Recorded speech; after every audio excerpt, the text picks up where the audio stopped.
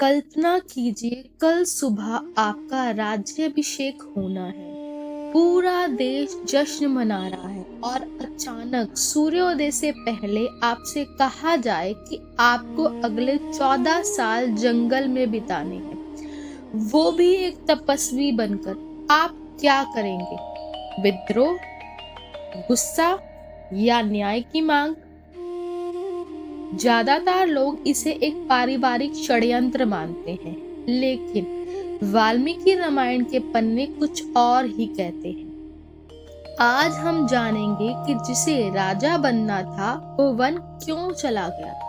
क्या यह सिर्फ एक पिता की मजबूरी थी या राम का कोई बहुत बड़ा मास्टर प्लान? चलिए इतिहास और तर्क की गहराई में उतरते हैं। अक्सर हम कैकई को दोषी मानते हैं, लेकिन वाल्मीकि रामायण के अयोध्या कांड में एक बहुत गहरा तथ्य है। राजा दशरथ ने कैकई से विवाह के समय उनके पिता को एक वचन दिया था, जिसे राज्य शुल्क कहा जाता है, यानी कैकई का पुत्र ही उत्तराधिकारी होगा।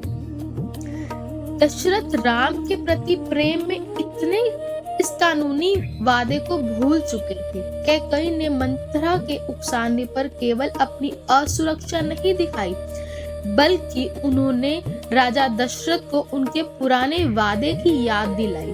उन्होंने कहा, यदि त्वं धर्म राजो अस्ति सत्यवादी च राघव, अगर आप वास्तव में सत्यवादी हैं तो अपना वचन निभाइए।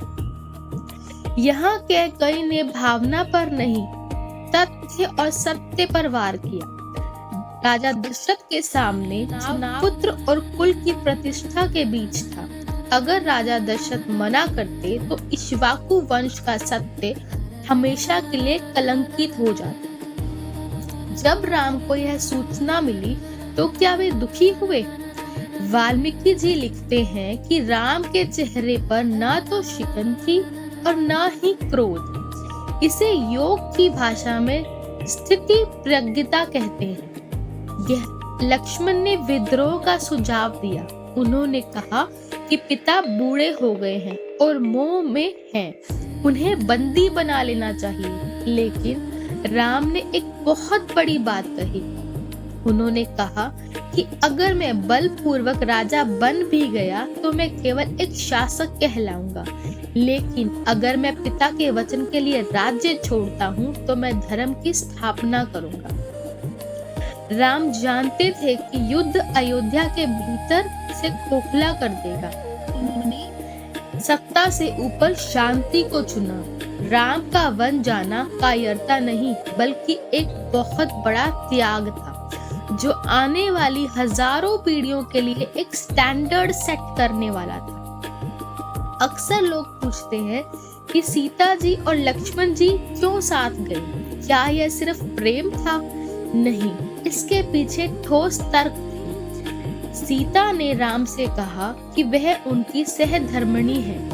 उस धर्म के अनुसार पत्नी का स्थान पति के भाग्य में आधा होता है। उन्होंने तर्क दिया कि वन राम के लिए दुख हो सकता है, लेकिन उनके साथ रहना ही मेरा स्वर्ग है। लक्ष्मण सेवा के प्रतीक थे। उन्होंने तर्क दिया कि राम के बिना अयोध्या उनके लिए राख के समान है। कैकई ने जब राम को चीर वस्त्र यानी तपस्वियों के कपड़े दिए तो गुरु वशिष्ठ गुस्सा हो गए। उन्होंने कहा था कि सीता वन नहीं जाएगी, वो राम की जगह राज करेंगी, लेकिन सीता ने स्वेच्छा से तपस्या को चुना। यह दर्शाता है कि उस समय स्त्रियां अपने निर्णय लेने में कितनी स्वतंत्र और वैचारिक रूप से दृढ़ थी। अंत में एक सबसे बड़ा तथ्य, 14 वर्ष ही क्यों? त्रेता युग के दंड विधान के अनुसार यदि कोई राजा अपनी राजगद्दी से 14 वर्ष तक दूर रहता था तो उसका स्वामित्व समाप्त हो जाता था। कैकई ने यह सुनिश्चित किया कि राम कानूनी रूप से कभी वापस न आ सके, लेकिन नियति को कुछ और ही मंजूर था। राम को केवल अयोध्या का राजा नहीं बल्कि मर्यादा पुरुषोत्तम बनना था। महलों में रहकर वे राजा राम कहलाते, लेकिन जंगलों में ऋषियों की रक्षा और बुराई का अंत करके वे भगवान राम बन गए। उन्होंने दिखाया कि कभी-कभी बड़ा बनने के लिए बहुत कुछ छोड़ना पड़ता है।